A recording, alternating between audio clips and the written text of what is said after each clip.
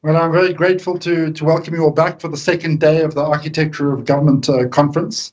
We had a splendid first day. I think we had more than 600 people at various stages in attendance and watching proceedings, which for an event on what can sound like quite a topic, dry and technical topic, I think is quite astonishing. What's also wonderful is that we had an audience from literally around the world, from South America, China to Indonesia.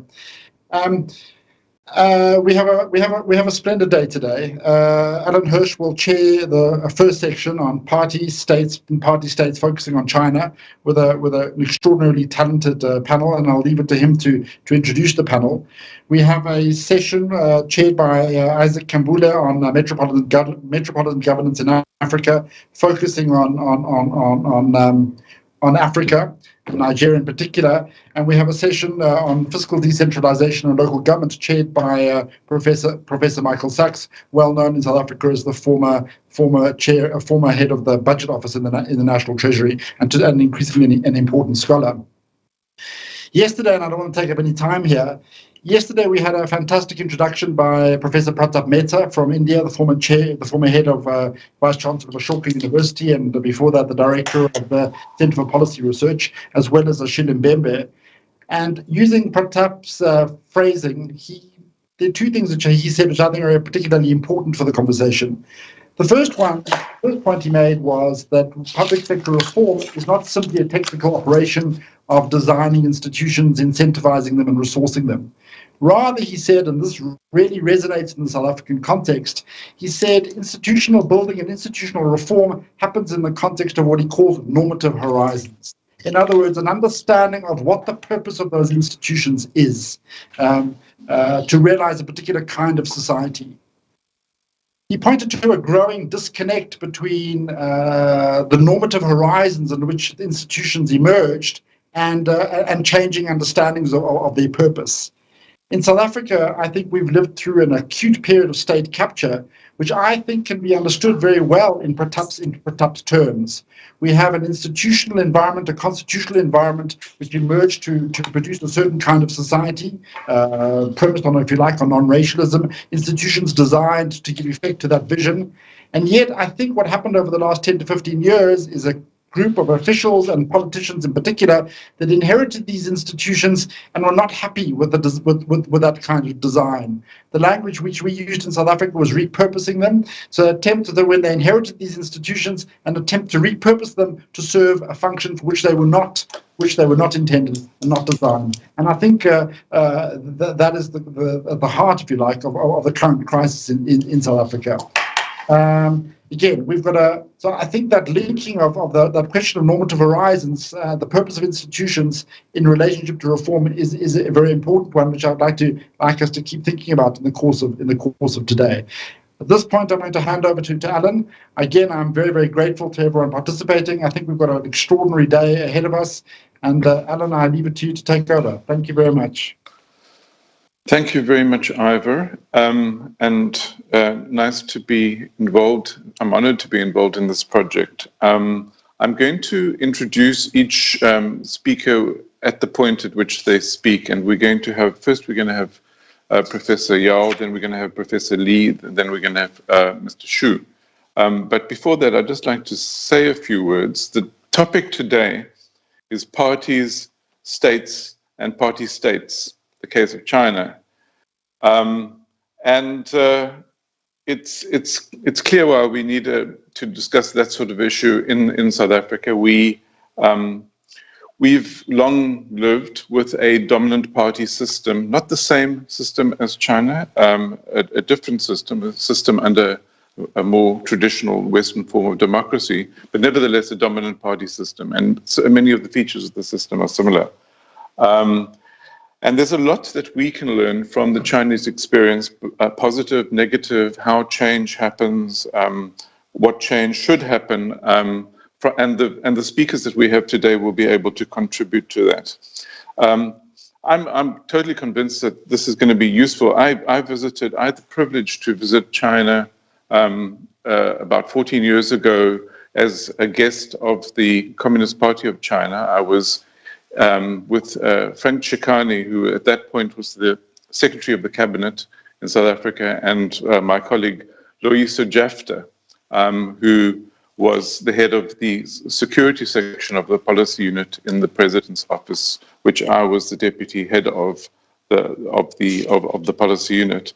And you may know Loyiso from his recent whistleblowing contribution to the Zondo Commission.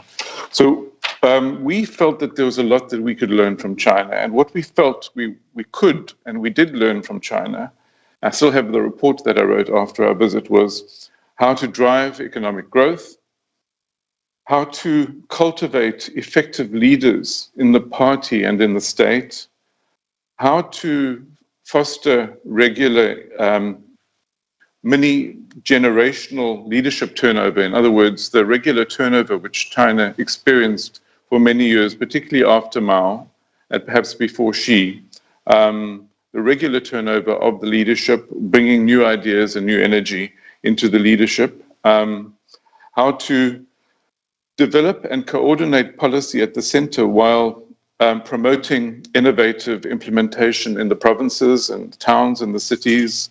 And at that time, in 2008, China was beginning to get to grips with the issue of inequality, inequality of income between rural and urban, but also within rural and urban.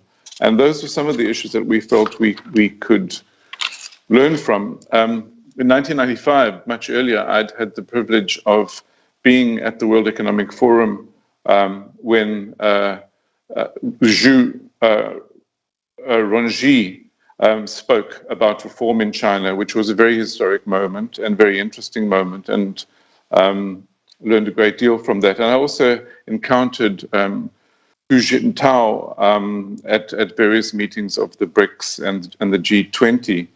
I'd seen the dramatic evolution of China's participation in these kinds of processes. It was very striking, for example, to see how China evolved over 2 years, from the first G20 meeting in Washington in 2008, where the Chinese delegation was very hesitant and unconfident and was constantly referring to the capital for every line of every agreement, to 2 years later in Toronto and then in Seoul, where the Chinese delegation was confident and in fact dominant. I would say in Seoul, the Chinese delegation was extremely impressive. And that ability to develop systems within government, it was just another example to me of how the capacity and the capabilities that China was able to develop and how flexible it was to develop so quickly.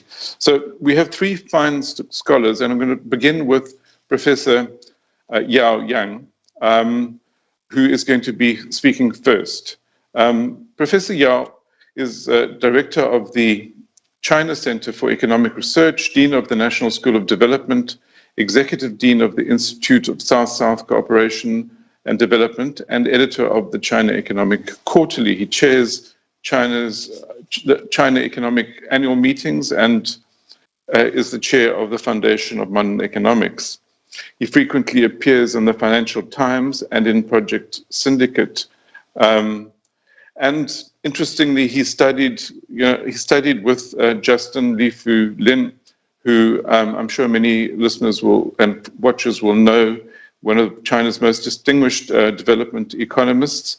And in many ways, I think Professor Yao has followed in his footsteps. He also studied with Michael Carter, very well-known agricultural economist who has strong links with South Africa. In fact, he's an honorary professor at the University of Cape Town. So he's undoubtedly one of China's leading thinkers, and we're very honored to have him with us today. He'll be talking about party and state in China, particularly looking at the impact of the relationship and the architecture, the impact of that relationship on the architecture and character of the Chinese state. Professor Yao. Okay, thank you, Mr. Hirsch. It's my great pleasure to be in this panel discussing the party state in China. I'm not going to pretend that I'm any expert of South Africa. Only been to South Africa once, and that's actually because of my thesis. Otherwise, Michael Carter, who just visited Cape Town and worked in the university over there for 1 year. Like Mr. Hirsch just said, Michael is quite interested in economic development in South Africa. So for today, I'm going to just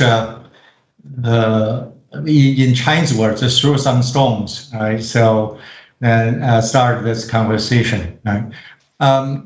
So first of all, if we look at China's economic growth over the last 40 years, we have to admit that the Chinese government, the Chinese Communist Party, has played a quite critical role in this process, right?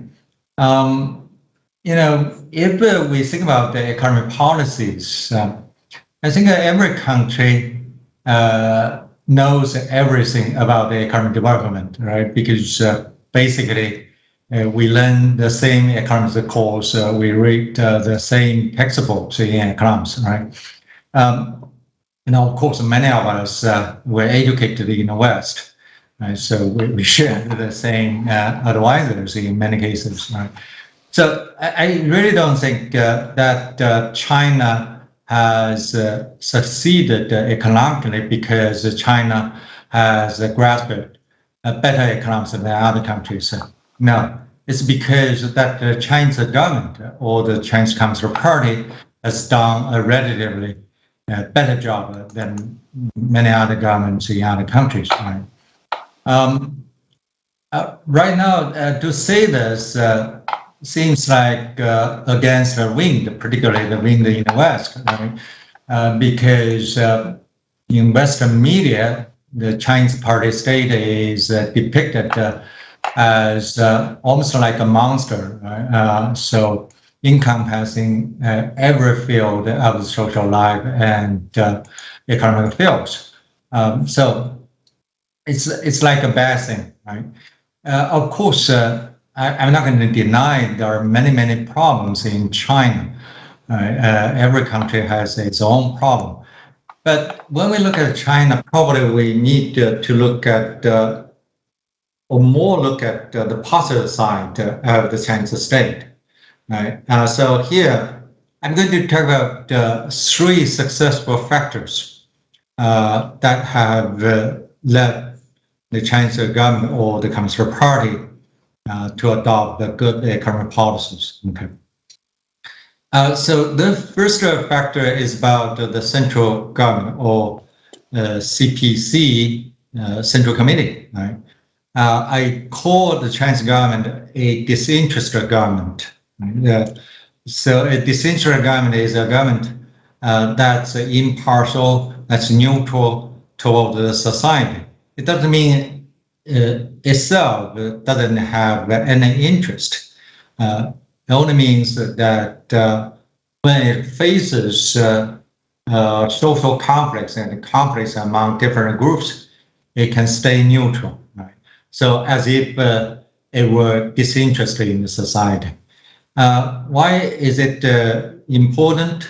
Because we know in many developing countries and also now in advanced countries, the government is either captured by certain groups in the society or being swayed by populism. Right? So the Communist Party has been able to stay in the middle, particularly if we look at the its long-term performance and also look at the whole country, not just one place, not just one period of time. Right? With this attitude toward the society, the party is able to design and implement policies that are geared toward long-term economic growth. Right? To some extent, in my humble opinion, the Chinese government is too little popular. How to define this? Too against populism. Okay. For example, over the last 2 years, I have been calling the government to issue cash, transfer cash to ordinary people, particularly poor people who have been hit by the pandemic. But the central government firmly rejected this proposal, right? Because in most government officials' mind, if we just give cash to ordinary people, it means we are wasting resources. Okay, we need to use the money to build the infrastructure and also to support the enterprises so they can produce something, right? Of course, that to me that's overdone, but in the long run, it's good for long-term economic growth. Okay, so that's the first factor.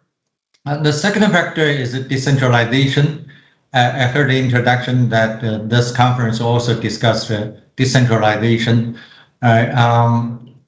Of course, we understand that decentralization doesn't perform all well in all countries. Right? Decentralization performs well in some countries, including China. Right?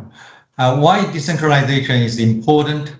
Because it gives local officials incentives to work hard. In China, not only the spending side is decentralized, but also the revenue side is decentralized. Even a township in the past had the independent budget. That means as a township governor, he or she had to work really hard to generate revenue, and for that purpose, he or she had to foster economic growth locally, right?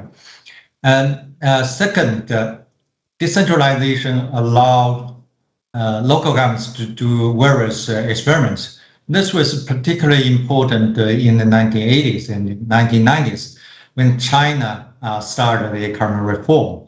Right? So the cost of this small-scale experiments were very low. Okay, many of them actually failed. Then the central government picked up those successful ones and then promoted them nationwide. Okay. So that's a decentralization. The third factor is political meritocracy. Okay, I think that's very important. Political meritocracy is a building block of China's constitution. Okay,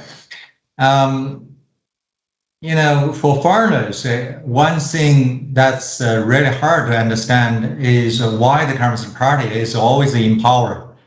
It says, oh, that's a one-party state. Okay, but my understanding is that because meritocracy is built into China's constitution, so we need a central organization to implement political meritocracy.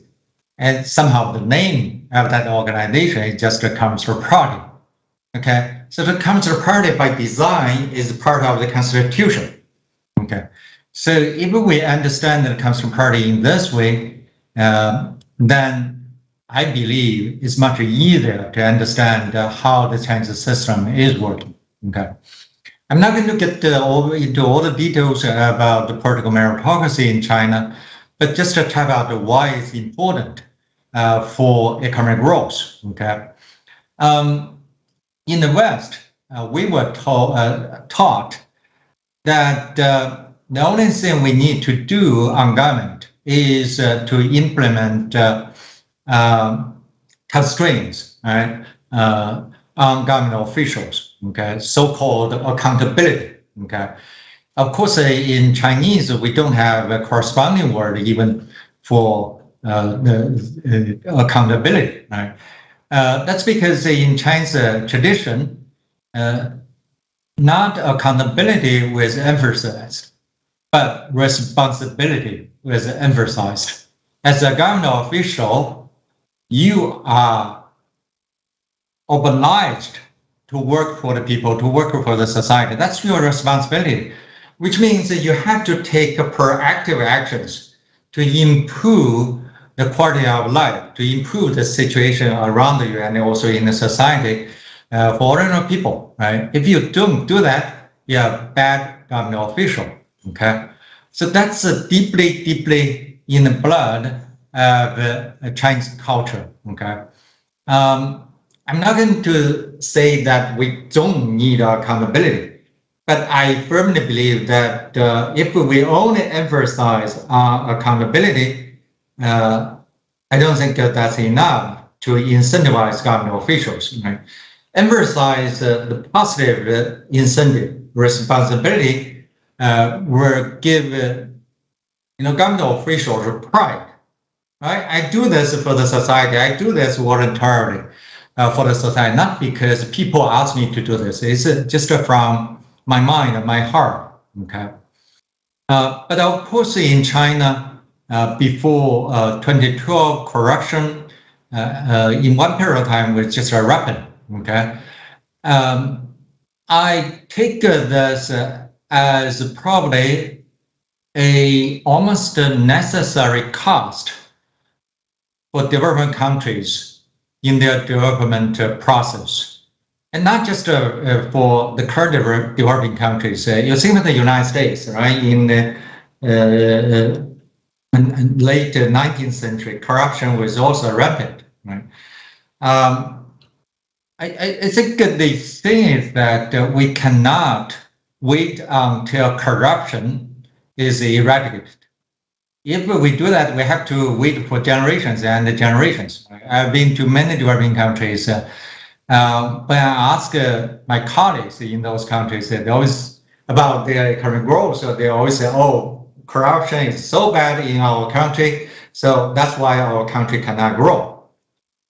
Then my answer is always like, "Wait a minute, in China, corruption is also rampant, but we do manage to grow the economy. Why? It's not because corruption is good for economic growth. It's because in China, we give government officials positive incentives, particularly in the government and the party hierarchy. We have a tournament promotion system, right? So if you perform well, you're going to get a larger chance to get promoted. And if you don't perform, you're not going to get promoted. Right? I'm saying this not from abstract term. I'm saying this because I have done extensive, intensive empirical research on this topic. We have collected tons of data of government officials and matched those data with economic data in each city, and then we run all sorts of regressions, and we have found the performance really matter for promotion, right? So this positive incentive generates a huge positive incentive for government officials to work hard. Okay, many people, at least the people in China, always say, "Oh, the Western system is built on the premise that people are intrinsically bad, or people are intrinsically self-interested, and the Chinese system is built on the premise that people are born to be good." I don't think that's a good generalization, but I do find some merits in the Chinese argument that we have to believe the positive, the brighter side of a human being. If we give people the right incentive, then we can just bring out the brighter side of a human being and promote them to do good things for the society. And then the political meritocracy probably is one of the key successful factors that enables China to do that. Right? To conclude, I'm not going to say that those three factors are going to be applicable blindly to Africa. I also run the Institute for South-South Cooperation and Development. We recruit the students from developing countries, including South Africa. in their first class, I always say, you come to China to learn from China, but you're not going to bring the whole Chinese experience back to your own country. China is going to stand over there like a mirror. You're going to see yourself in the mirror, right? So I think probably that's the function of the Chinese experience to other developing countries. Let me stop here. Thank you very much, Professor Yao. Very, very clear and very pertinent points that you've made. We now are going to proceed straight to Professor Li Jing. She is an assistant professor at Zhejiang University in China, works on state theory, historical sociology, sociology of knowledge and profession, and has written in a number of other related areas as well. She's agreed to talk about the relationship between experts, the party, and the state, and how knowledge is used by government structures, party and state, and also about the political administrative, what we call in South Africa, the political administrative interface in contemporary China. Professor Li, great to have you.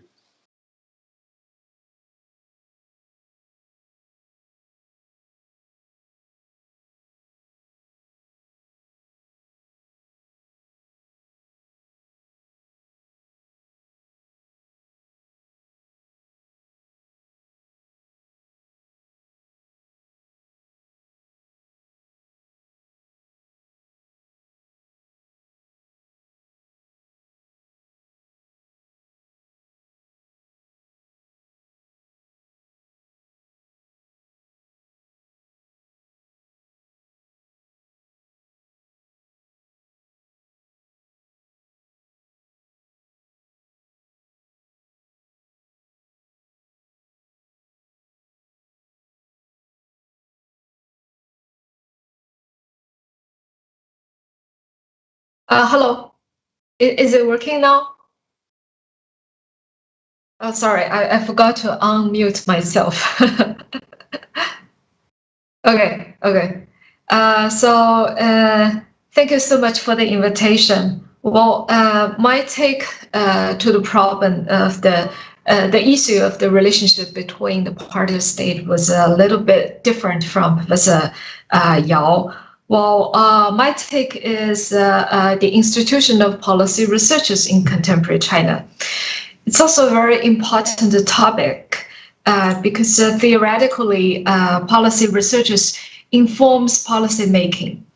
Although sometimes policy researchers and the policy researchers can be captured by politicians or bureaucrats to legitimize their pet ideas. But in any case, policy researchers are not utterly objective, nor is it derivative or an epiphenomenon. It will shape the quality of policy making to various extent, and the relationship between the state experts and the society in the general sense. So in this sense, the case of contemporary China is very illustrative. So one of the approach to examine the institution of policy researchers is to examine the specific institutional positions of where policy researchers and policy research organizations locate. There are probably 4 general positions. One is that the policy research organizations can be affiliated to state agencies of substantive policy making power. For instance, the policy research organizations can be affiliated to Ministry of Education, for instance, can be affiliated to Ministry of Finance, etc. That's one of the positions. And in this scenario, the policy researchers can easily be captured by departmental interest. and in this scenario, the policy researchers have the closest relationships to the state and to state bureaucracy. That's one of the scenarios. And the second one is these organizations, these research organizations can be within the state, but it can also be independent from the operating bureaucratic agencies I'm talking about. That's Ministries of Education, Ministry of Finance I'm talking about. So in this sense, these research organizations actually enjoy more autonomy than the first case. And the third one is that these research organizations can be chartered and funded by the state, but located outside the state institution. You might wonder how it is possible, but some of the research organizations, for instance, in Germany, were operated in this way. And in this case, they have more autonomy, and but the downside is they were more detached from the bureaucrat agencies. They might not have more knowledge of how the government and the specific ministries were working on the ground. That's the third scenario, and the last one where that the research organizations can be independent. They can have alternative sources of funding other than the state. They can be funded, for instance, by money from the civil society or from corporations. So we can see that in the first case, the research organizations can easily be captured by the departmental interest. Well, you may see the fourth scenario, the fourth case, as something good, as when we see something like independent think tanks are always good. We always see it from a very positive light, but this is not always the case. For instance, in US, the so-called independent think tanks actually become a channel for corporation money to influence policy to various extent. And the proliferation of think tanks in the US is actually related with the rising of the conservative tide, the conservative political tide. So some of the think tanks, for instance, like heritage foundations or AEI, as we know, these think tanks were actually mobilized as a knowledge production form to advocate for neoliberalism in the last 40 or 50 years. So each position has its own advantage, but also have different levels of independence and autonomy, and also have their own downsides. And each scenario then implies different sources of funding. And it also, to some extent, determines what kinds of researchers those researchers actually engage in, and what is the purpose of policy research, and what is the relationship among these policy researchers, and what is the relationship between the policy elites, bureaucrats, and these researchers. Well, I'll use China as a very important example to see the historical trajectories of changes of policy researchers in China. So in the 80s, I was arguing that the newly rising policy researchers generally works and acts as policy entrepreneurs during the economic reform. Actually, we have witnessed the establishment of at least 5 brand new economic research organizations to promote economic reform within the state.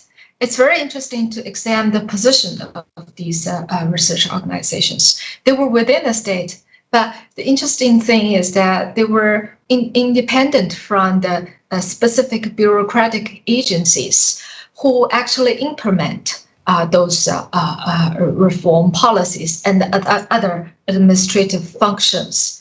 this then gives these researchers a great degree of autonomy. And some of these research organizations, for instance, like the Rural Development and the Reform Organization, were organized in very first place spontaneously, and later it were co-opted by some of the political elites. But in any case, they were greatly independent and have great autonomy. And this is the case because the bureaucratic machine, which was built from the 50s to the 70s, that is, goes through the Cultural Revolution, they were actually shaped by the planned economy ideas, by the ideology of planned economy. So they were not suitable to produce new reform ideas. So they were replaced by political elites, by these new economic researchers. And since they were structured in this way, so these new economic research organizations, they were characterized by loosely connected policy networks, characterized by extensive cooperation, mobility, and reflexibility. That is to say, some of the researchers actually, they can work in different places. Today they can work in this organization, and then tomorrow they can work in another one. And they have extensive communications between them. And another interesting thing is that they actually build very extensive connections with the political elites. They can build connections with the reformers, and they can also build connections with the conservative sides. They build connections with both sides, which is also very interesting. So in that case, they can sell their reform ideas to both sides. And the quality of their research is also very different from later periods. They usually engage in the so-called strategic analysis. That means they work on the general ideas of reform rather than those specific policy ideas. And also they spend a lot of time doing field work.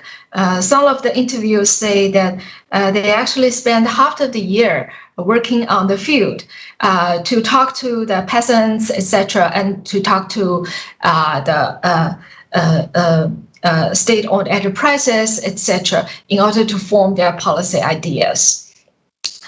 So they were very down to the ground. They know what's going on in China at that specific historical moment. That's the good.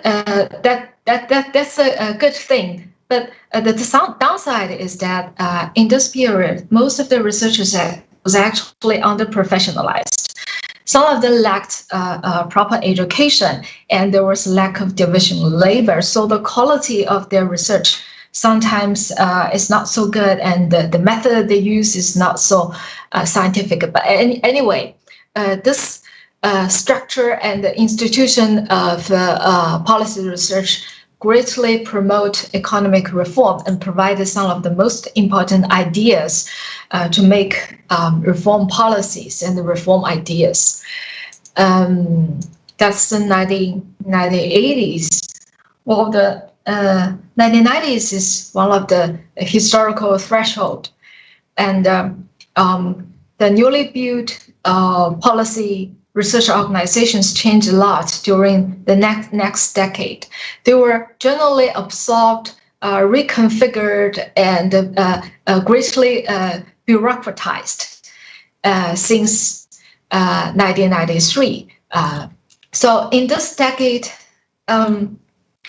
the research organizations built in the 1980s, the 5 economic reform research organizations I mentioned, they were absorbed into the umbrella research organization of National Developmental Research Center, which is still existing today. And but the interesting thing is that that is NDRC. Although NDRC seems to be a quite independent research organization, it is funded by the state, but it seems to be also independent from those ministries, those department organizations, but it was sidelined and it was underfunded. So in this sense, they did not produce much of the reform policies and did not play a very important role during the economic reform in the 1990s. That's one thing. And on the other side, we can see there's the rising of some new research organizations affiliated with operating bureaucratic agencies. So the Research Institute of the Ministry of Education, for instance, and the Research Institute of the Ministry of Finance, for instance, they were all established during the 1990s. So there's a very interesting and very important structural transformation. And so the policy researchers no longer acted as policy entrepreneurs. They now acted as bureaucrats. And their major job was to do ad hoc policy analysis. They will stay in their office and doing data mining, and they did very less field work. So basically, they didn't know what's going on. And they basically now were captured by the administrative interest, and they try to advocate the interest of the bureaucratic structures that actually hired them. And we can see further fragmentation and increasing competition going on between these policy researchers, and they try to build particularistic networks with political elites rather than extensive political networks. But the good side is that we have also witnessed the professionalization and specialization of these policy researchers.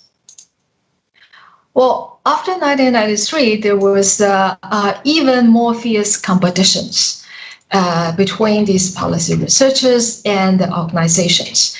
And this is a result of continuous bureaucratization.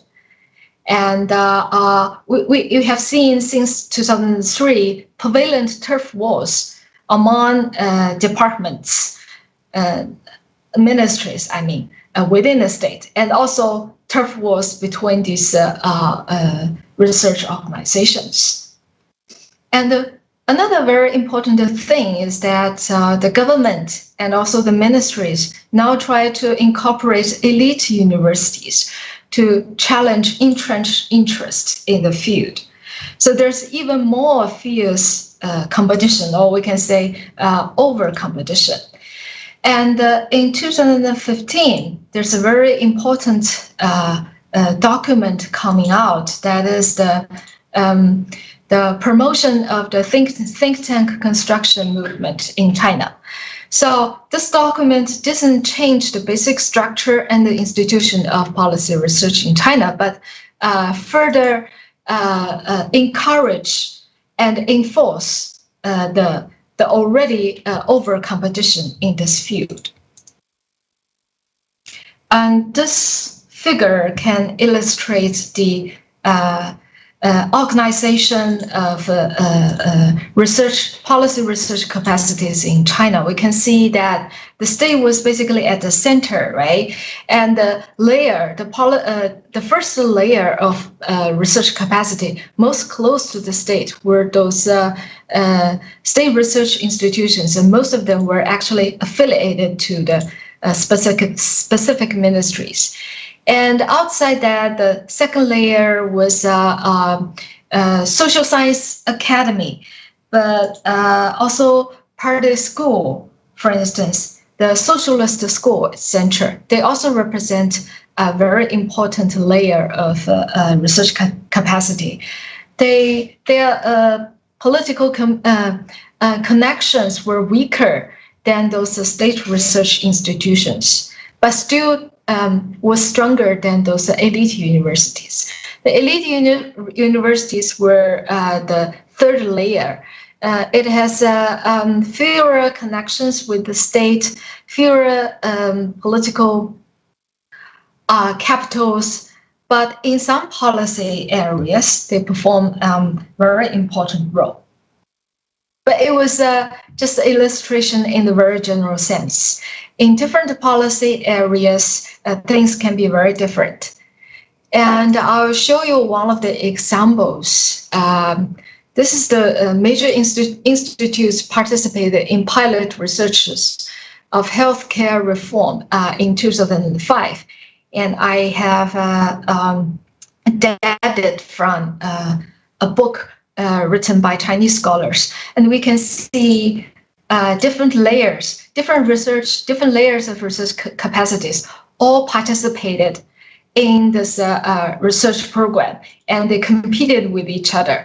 We can see in the first layer, the first research organizations, we can see the Department Research Center affiliated to State Council, for instance. And in the second layer, we can see Chinese Academy of Social Science, Biology, and the Medical Department of Chinese Academy of Science, for instance.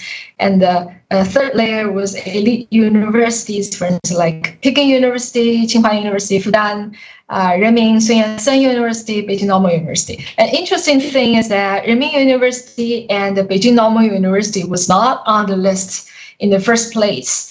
But they have pulled some strings and they have used some political connections to participate in this program eventually. But the government didn't promise them any fundings.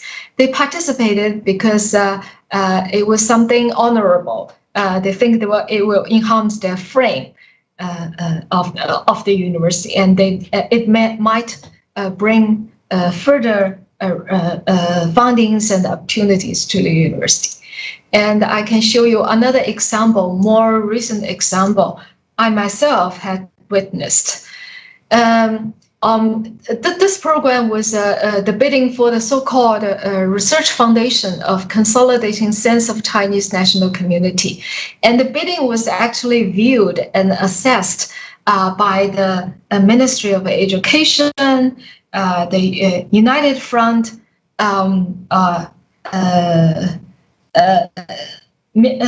Commission, and also the Ethnic Commission, etc. In a sense, all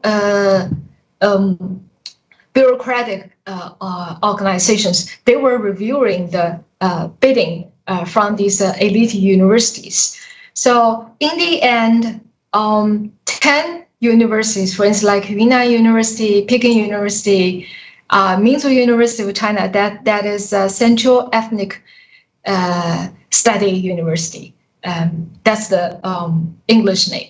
Well, these universities actually were granted the formal research foundation status. Well, some other universities, for instance, like the Zhejiang University I'm working, and also Tsinghua University, etc., they were granted the incubator status. That means the state won't give them any funding, but they still have to work on these researches. And after 2 years, probably they will get the formal status. But anyway, this is to see that there's a fierce competition even among the outer layer, the third layer of research capacity. So you can see how competitive the system was. And at last, I want to show you the 25 national level advanced think tanks in China, which is granted by the government. They were granted in 2 batches. The first batch was granted in 2015, and the second one in recent years. So to wrap it up, there was fierce competitions among researchers and research organizations in the policy-making arena in China. So the end result might be that they were captured by the bureaucratic interests, and they might catering the interests of the bureaucrats rather than to launch independent studies. This has dire and long-term consequences for policy making in China. Okay, that's it. Thank you very much, Professor Lee. It's fascinating, especially to me as somebody who has moved between the world of research and the world of policy making in my career several times. It'd be fascinating to do similar work in South Africa, but very, very valuable insight. We now move on, before we have opened it up to a general discussion or comment, to Hsu Huang, who is an expert in comparative historical sociology, focusing on how modern states, enterprises, and professional communities interact to promote policy making and technological development. He's especially interested in the authoritarian regimes of post-Soviet Eurasia and East Asia, and looking at them in comparison to each other. Currently at Brown University, studied in China, Russia, and the UK before being in the US, although at this point he is in Beijing. I'm expecting Mr. Hsu to look at political and economic elites in China in comparative perspective and the implications of these relationships for systems of government, but he may have a slightly different framing of the topic. Thank you, Mr. Hsu. All right, thanks so much, Mr. Hirsch. It's a great pleasure to join the big figures, Professor Yao and Professor Lee, and other great scholars here to share my research. Is there any chance I can share my screen?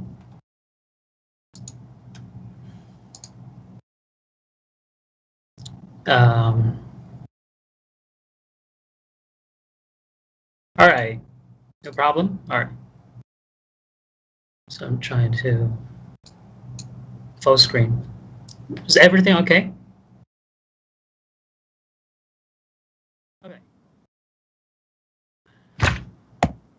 All right. So as I said, I want to thank, first of all, Ivor for our invitation and many organizing work of the team. So today I'm going to share a proposed dissertation research of my own, which I just submitted a proposal to my committee. I haven't heard back from them yet. You guys will be one of the first to learn about my thoughts on my dissertation projects in the next few years. This project proposed to study the development of the COVID vaccine in China and Russia.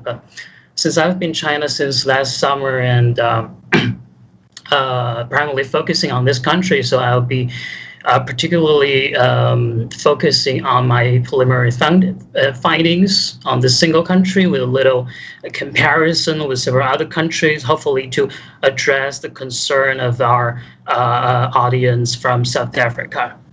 So first of all, when I started researching the national this vaccine innovation campaign, my major theoretical-driven drive was the innovation, technological development, and the healthcare issues. So I first of all collect some materials from these four countries, not just that they are maybe the four countries that I know the best around the world, but also they probably each represent a singular category of vaccine innovation since 2020. So first of all, I compare there are 7 categories here. The timing of the start of the national program, and their cash support from the state, and the principal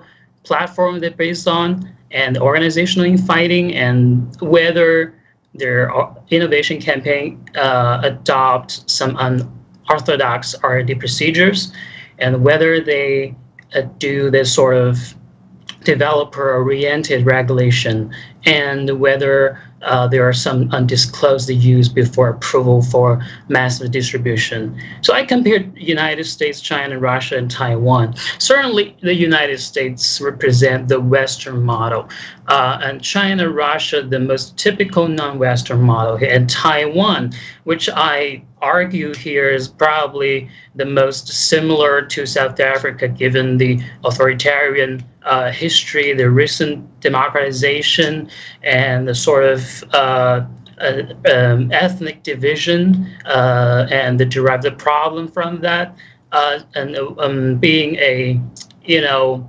young democracy, etc. So how do they do it? So the national campaign in the United States started a little bit later than those in China and Russia, which started in the very early 2 months of the year.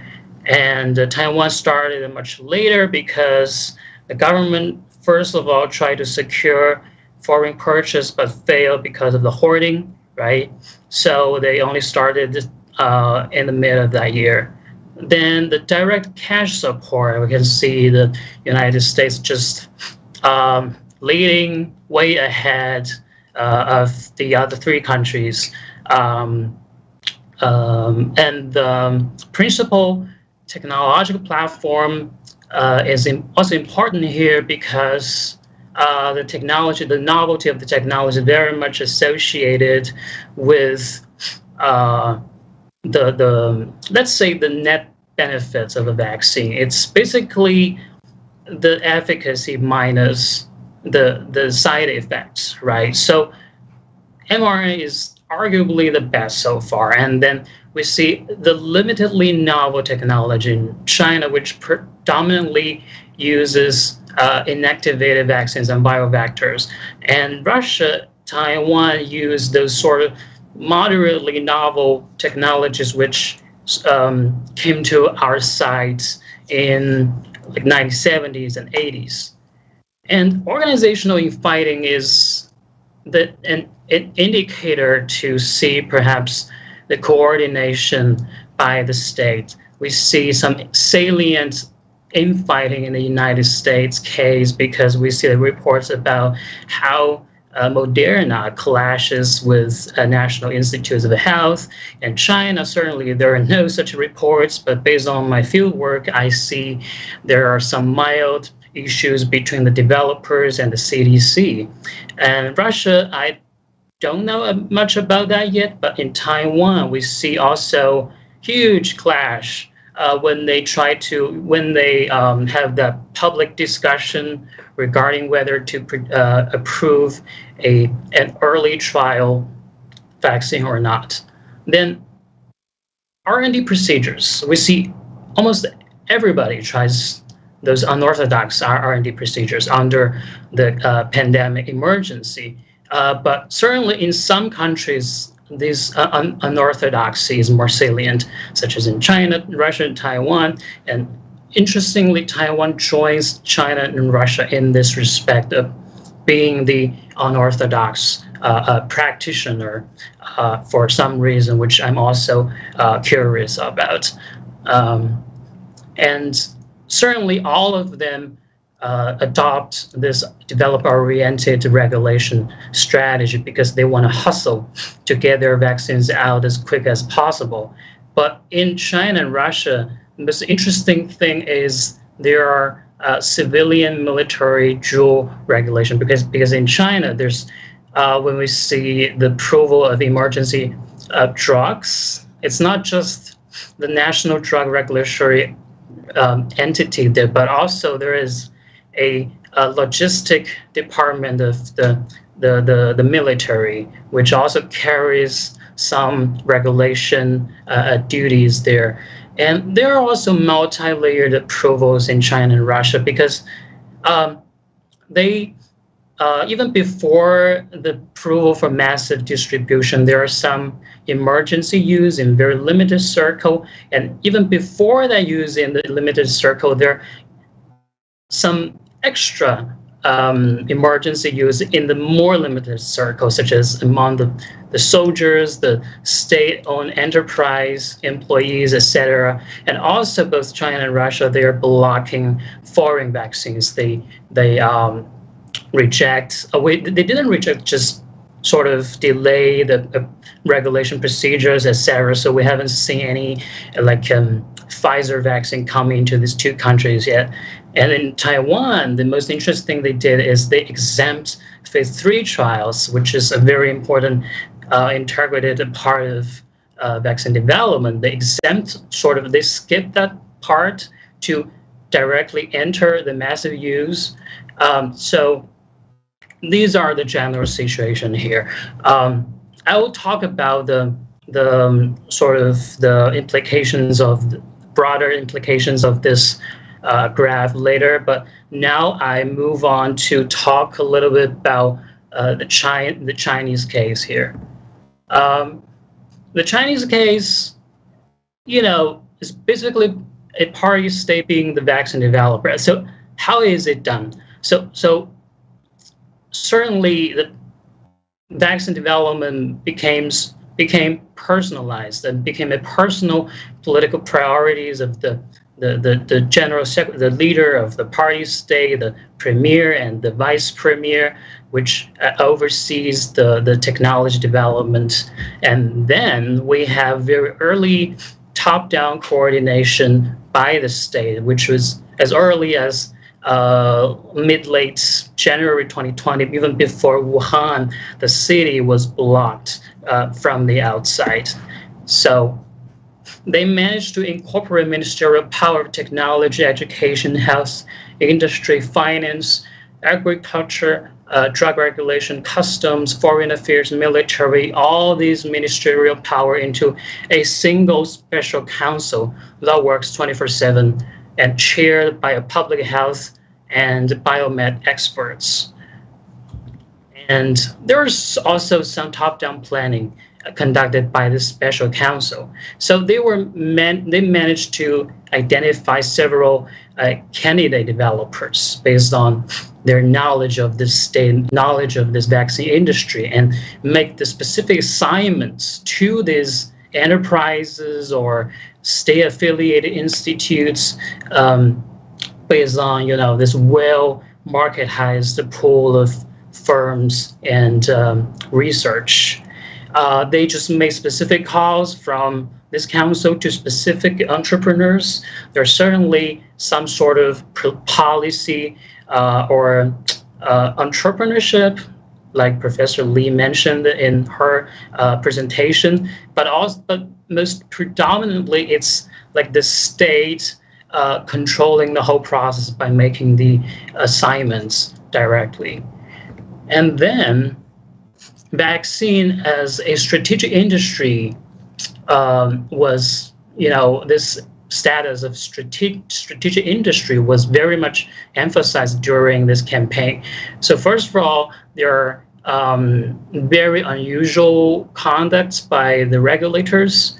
They call this research evaluation integration, which includes preemptive regulatory intervention, some sort of rolling evaluation that is instead of wrapping up the whole research and submit to the regulatory body, the scientists basically just do the research every single day and submit the data they have at the end of the day, so that the regulatory body can process this data and make the inspection, make the evaluation every single day. So these are special procedures during this campaign, and they are very much backed by the vaccine control law, which just came into effect the year before, and it is also the only vaccine-specific law by any national government around the world.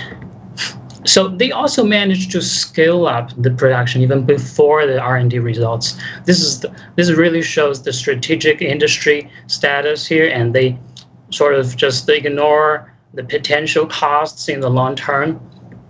And during this campaign, they were able to centrally organize the purchase and pre-purchase. I haven't seen any reports on the pre-purchase, but certainly I think they do exist, but a little bit different from those we heard in other countries.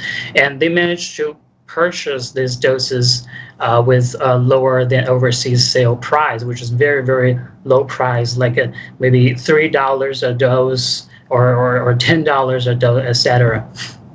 And there are also early promises and later assistance by the state in terms of helping them marketize the doses overseas. That sort of just clear the hesitations of investing on these vaccine projects, right? Then 5, I would say this sort of strategic industry status also produces a different version of vaccine nationalism, which in which they block foreign vaccines, and they launch propaganda campaigns slandering on other countries' vaccines. They certainly did that, and also there is some involvement of the military. I think this is very unique among all the countries during this campaign. And there are also some other informalities, such as undisclosed, secret early use, early trial among children, even before the adult trial were finished. And there are also massive distribution before sufficiently disclosing and communicating on their phase 3 trial results. Certainly, all these things exist in all the 4 countries I mentioned in the chart, but in China, it was certainly more salient. So a little bit discussion to wrap up. I would make some a little bit bold statements here for your discussion, or any thoughts would be appreciated if you disagree with me. So first of all, China's party state in vaccine development combined 3. Based on the research I've done, based on the things I've shown you, I think there are 3 major institutional logics going on here. First of all, I think there is some sort of new Leninism, which is this very party states that politicized everything, and including vaccine innovation, in good ways and bad ways. In good ways, certainly it coordinates things. It plans things well. It managed to think ahead before actual benefit calculations comes up. In bad ways, certainly it ignores it drifts away from the standard operating procedures and have some maybe little ethical issues. And the second logic here is the post-socialist market building, which is, I'm sure the Professor Yao is very just familiar with the transition process of China, in which the party state is a major builder of the market. It has tons of expertise of the market, so the party states can understand where to find the candidates to develop that vaccine. And the third, that would be the developmental state, which is maybe not, well, I don't think it's a cliche, because it features a proactive role of the state in innovation, a good state embeddedness among the market actors, which we all have seen in this case I've shown you, when the state understand where to find the players, and they just preemptively intervene before things even started. The second statement here is that I would warn that insofar as China ends up rolling out solid COVID vaccine very quickly, but also it ends up perpetuating the domestic informalities, like the bad things, good things. I've talked a little bit about basically the corruption is a strong word, but I would say they're informalities, because they're just the unusual way to get things done in national innovation, but also ends up trading broader public health benefits for national strategic goals, such as blocking the more effective foreign vaccines, etc. So there is the caveat here is the logic, the new Leninism easily overshadows the logic of the post-socialist market building and developmental state. These things are a little bit contradictory to each other.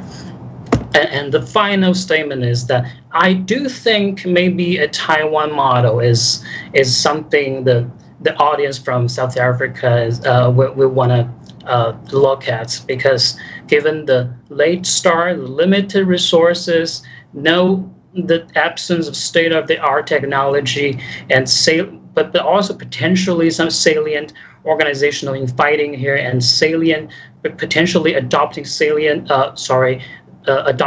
those unorthodox operating procedures, but also not blocking foreign vaccines, and those shady, early use. So I would say Taiwan is probably a more interesting case to look at here, and maybe just a more a closer example for either the technological development or the public health issues in South Africa. So that's my presentation. Thank you so much. Thank you very much for a fascinating presentation. So I think that I've received only one question from the audience. So let me first just say a few words about the different presentations, just to refresh your memories, and forgive me if I over-summarize. But from Professor Yao, he isolated in an abstract and very useful way 3 factors of success for China, which are extremely interesting in comparative terms, thinking about what he called the disinterested government, but I think he might agree that the term technocratic is another way of describing it, that it appears neutral, avoids conflict, but is sometimes a little perhaps insensitive to public opinion. The decentralization, allowing for and encouraging innovation at a local and provincial level, while also having a centralized policy system, and the political meritocracy, and the role of the Chinese Communist Party in the meritocracy in supporting performance and in encouraging performance through the incentive of a promotion through the system recognition, and other forms of incentive. In fact, I want to get back to a question about the incentive environment. Professor Lee talked about a field, very close to my heart, the relationship between research and policy making, and looked at different forms of research that feed into policymaking processes and how they have evolved in China historically over time, from relatively independent and autonomous, perhaps, institutions to those which are much closer to the state or are part of the state. And perhaps an interesting question that comes up there is the trade-off between autonomy and influence that policymakers, that policy researchers face. And then Hsu spoke about the used, in many ways, I think what he's doing is he's using the vaccine programs of 4 different countries as a lens to understanding the relationship between state and production, the private sector, research, and the research sector. And the vaccine project in 4 different countries seems to offer a fantastic laboratory to understand those relationships and what works and what doesn't work. And he talked about the potential relevance of that research for South Africa. And perhaps it's potentially relevant for Africa more broadly, because in a way, Africa is trying to coordinate work around vaccine development. There are quite strong institutions which have been developed at a continental level to try to coordinate, because clearly most of the countries of Africa don't have the resources to make big investments in these kinds of projects. So thank you very much for those contributions. Okay, so there's one question which I've received,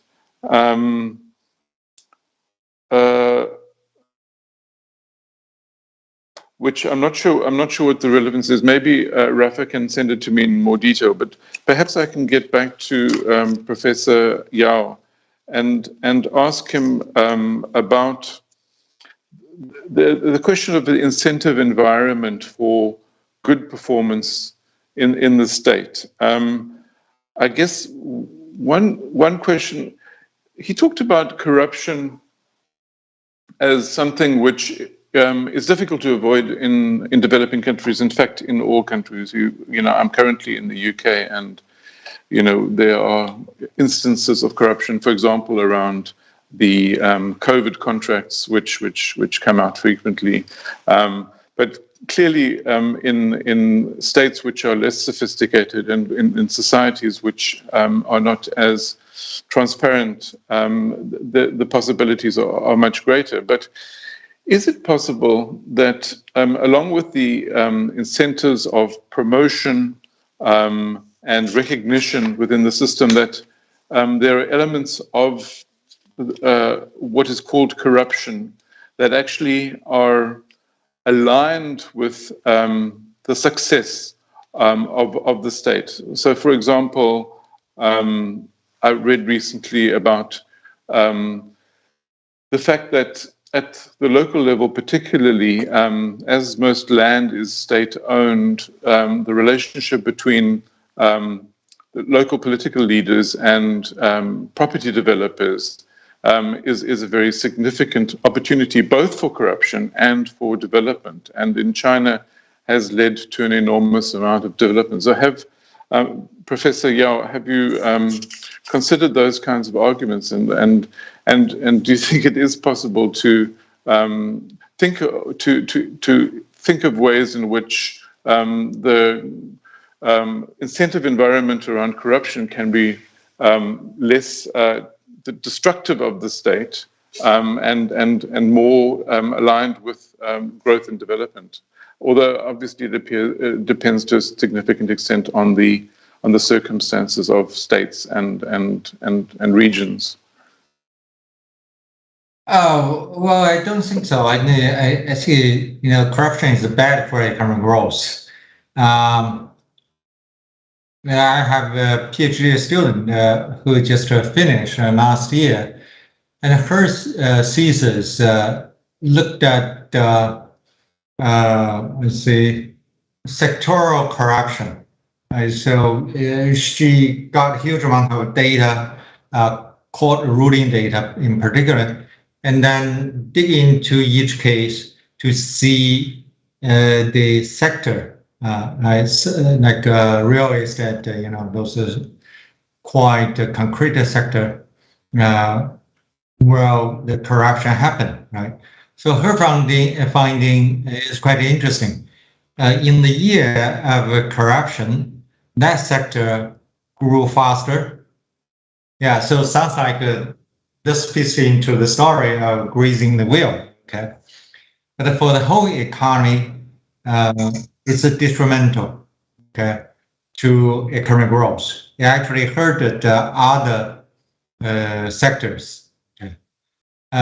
So if there were a positive effect, it would be quite limited, okay, and it would be short-lived.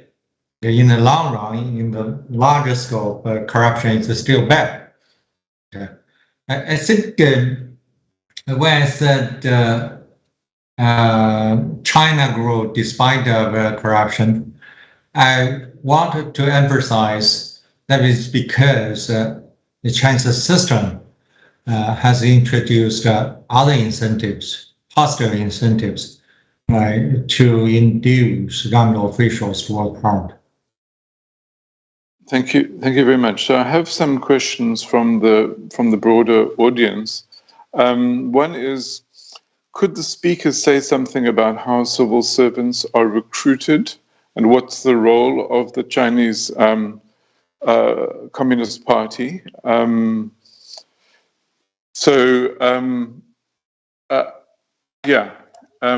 Anybody would like to respond to that question? I think there was a formulation that I heard, I think from one of the speakers today, but it might have been elsewhere, about the recruitment to the civil service is somewhat politicized, but the process of promotion within the system is highly meritocratic. And maybe, is that correct? And or could you engage with that? I can say a few words about this. China has a civil servant examination every year, but that's just at the entry level. I think more important is the promotion system, right? So the Communist Party manager, government officials in whole country, but of course by delegation, by delegate to different levels of governments. Okay, so the party effectively controls appointments of government officials, and as I said, overall the promotion is merit-based. My understanding, just to follow up briefly on that question, my understanding was that the party, in addition to identifying talent, also is very engaged in training people as they move from one position to another. If they move from, say, the mayoral position to a governor of a state, even in those circumstances, the party is involved in a process of education into the new role. Yes. The party organizational department has various programs to train government officials, rotate them, give them different positions so they can acquire different experience and skills.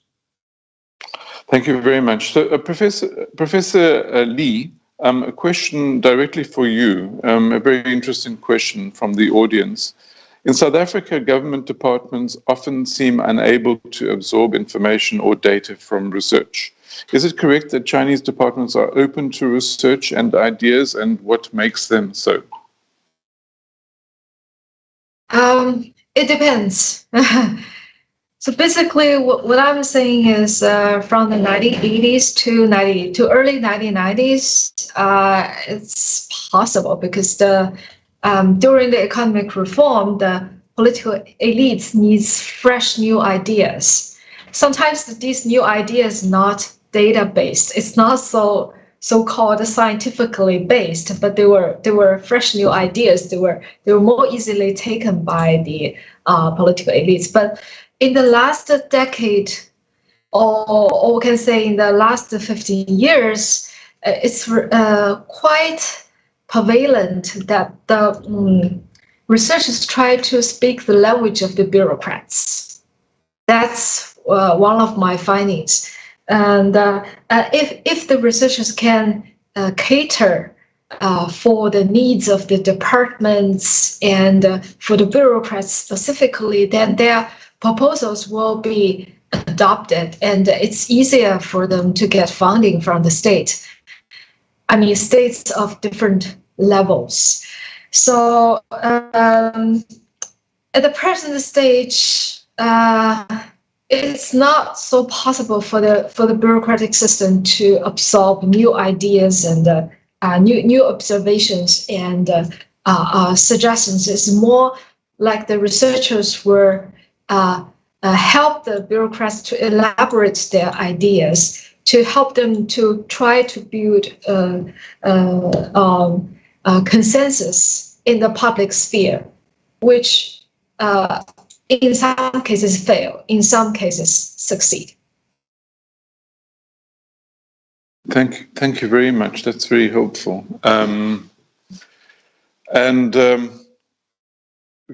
Perhaps for Mr. Hsu, it was striking, even from South Africa. It was visible to a certain extent that of the politicization of the process of vaccine development and acquisition in China. Can you explain that? I mean, is it something that you would have expected at all periods of Chinese modern history? Post Mao history, or is it something that you think is part of an emerging culture in the Chinese system, something a little bit more centralized, perhaps, than in the recent past?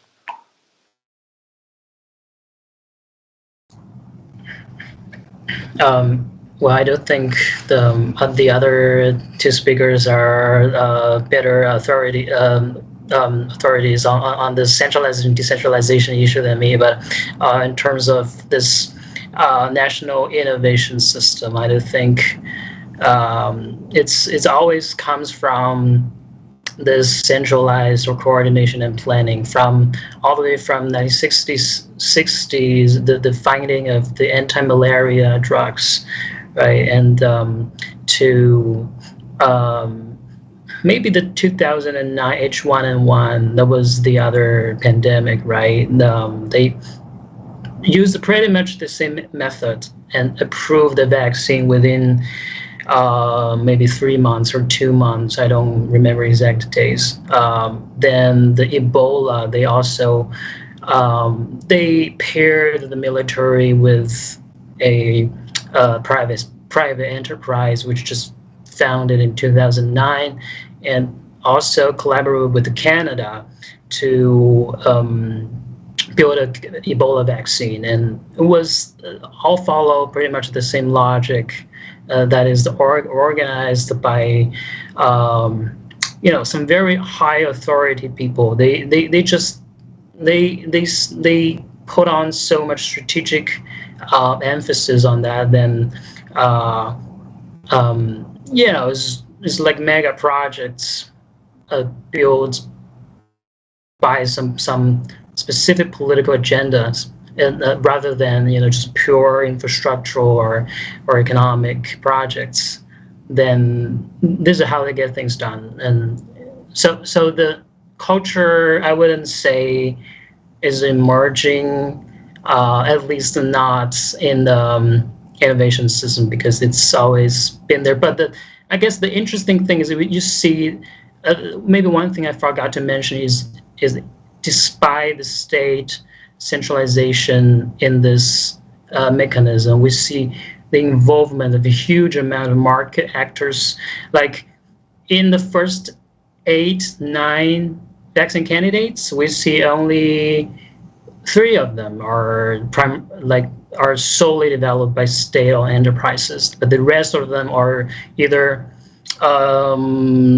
private offsprings or the collaboration between the private and public institutions. So it's a I would say, compared to if we look at Russia, we see the dominance of the state. But in China, it's centralized in terms of the resources, the expertise, but not the initiative, let's say, or the institutional logic, because the logic is very Leninist. Thank you very much. I think we've reached the end of our period. I'd like to thank our 3 guests, experts on China, for their excellent presentations and responses to the issues, and for showing us again the relevance in thinking about what works in other parts of the world, what the implications of the analytical work done in other parts of the work is for our analytical work as well. So thank you again for your excellent presentations. I just wanted to mention to those observing, the audience, that we have a session coming up shortly, which is a session on metropolitan governance in Africa, which is chaired by Dr. Isaac Kambule from the University of KwaZulu-Natal, and it includes Professor Taibat Lawanson from the University of Lagos and Dr. Omano Idegeji, who is also an advisor also based in Nigeria, but currently I think in Johannesburg, who has recently published a book called Nigeria, Democracy Without Development, How to Fix It. So the next session promises to be an excellent session, but thank you very much to all of you who have contributed so effectively to the session so far. Bye-bye.